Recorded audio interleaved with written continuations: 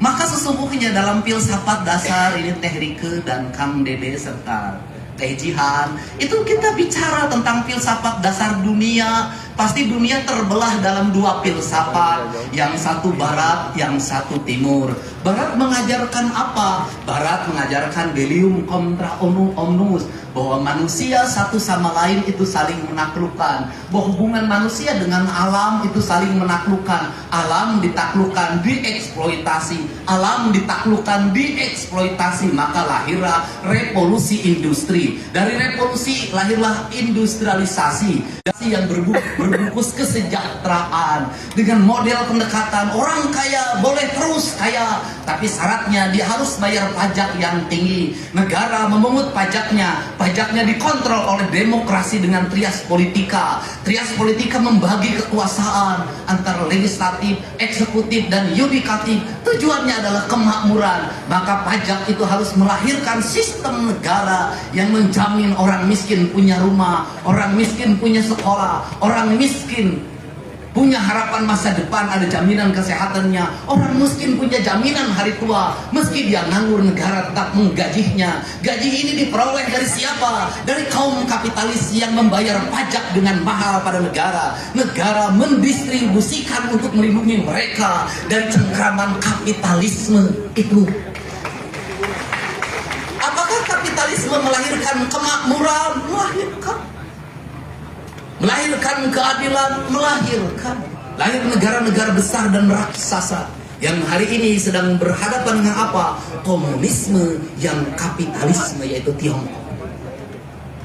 Nah, kemudian di wilayah timur dia berkata pada apa? Kita dengan alam tidak bermusuhan. Kita dengan alam adalah saudara. Kita tidak mungkin bermusuhan dengan tanah karena kita dari tanah. Kita tidak mungkin bermusuhan dengan air karena kita dari air. Kita tidak mungkin bermusuhan dengan udara, menaklukkan udara karena kita dari udara. Kita tidak mungkin menaklukkan matahari karena kita bagian dari matahari itu sendiri. Maka dia adalah persenyawaan. Seluruh persenyawaan itu masuklah nilai yang namanya roh. Roh itu mengajarkan rububiyah. Rububiyah itu mengajarkan penghambaan. Maka manusia yang bersenyawa dengan tanah, air, udara, dan mataharinya, dialah manusia yang menghamba pada Tuhannya. Melalui apa? Melalui penghormatan pada tanah, air, dan udara. Nah, kenapa? Karena Tuhan disembah oleh kita. Melalui apa? Melalui kita yang dihadirkan di muka bumi. Tak akan pernah bertemu dengan Tuhan manakala kau tak memahami matahari.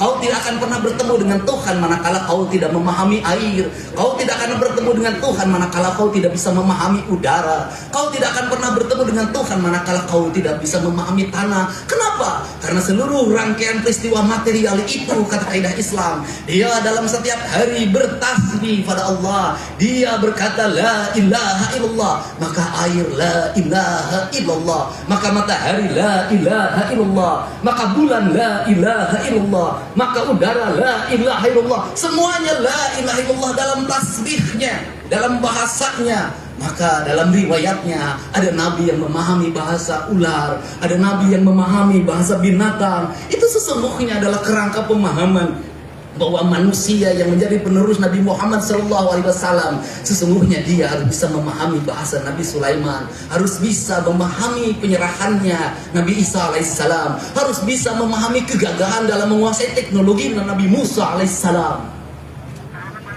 Maka seluruhnya diwujudkan dalam nama Nabi Muhammad SAW. Nah, seluruh kerangka itu dalam kaidah Sunda, mau timur, mau barat, mau kulon, mau wetan, mau tengah, itu sama Siliwangi. Ajarannya apa? Ajarannya sareundeuh, saigel, sabobot, sapihanean, kacai jadi saluwi, kadarat jadi saloga, tara pagirang pirang tampian. Karena itu sareundeuh, saigel, maka dia ada kalimat tiga. Ada kalimat satu yang direundeukeun, dua yang diigelkeun, yang ketiga anu ngareundeukeun jeung nu ngigelkeun. Kemanunggalan itulah yang disebut insan kamil. Maka kaum insan kamil, kaum merawayan jati, kaum manusia Indonesia, dia tidak pernah sama sekali mengakui apa yang dia lakukan. Kalimatnya apa? Hirup syukur sasamperan, awak ukur sasampaian.